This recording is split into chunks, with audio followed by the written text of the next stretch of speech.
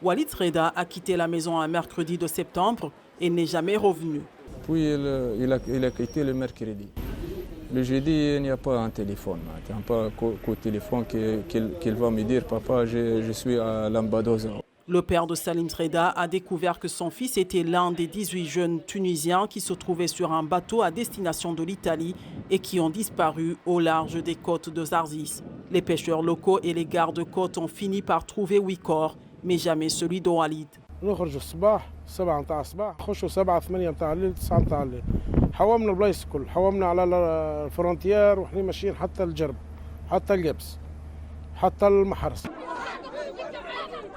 Les familles et les partisans des disparus ont organisé des manifestations et un sit-in pour dénoncer ce qu'ils appellent la lenteur de la réponse de l'État en matière de sauvetage. Toujours, ils parlent d'aller à l'Italie. Tous les garçons ici, cette génération, tous, ils vont quitter. Il y a un record cette année, plus que même l'année 2011, puisque l'année 2011, il y avait seulement une seule voie migratoire. Le groupe d'Allah Talbi défend les droits des migrants. Il estime que près de 40 000 Tunisiens sont arrivés en Europe cette année. Près de 30 000 ont été interceptés par les gardes-côtes tunisiens.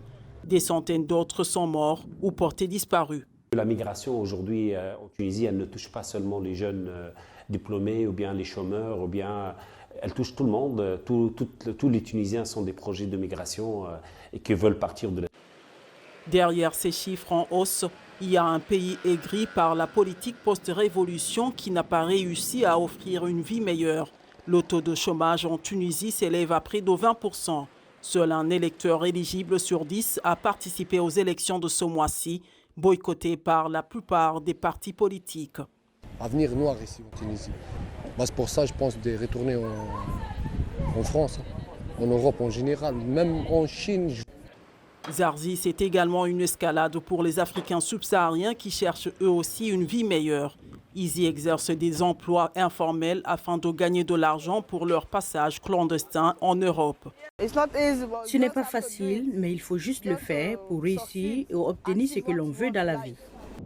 Mais le sort de Walid et d'autres candidats à l'émigration souligne les risques énormes qu'il y a à prendre la mer.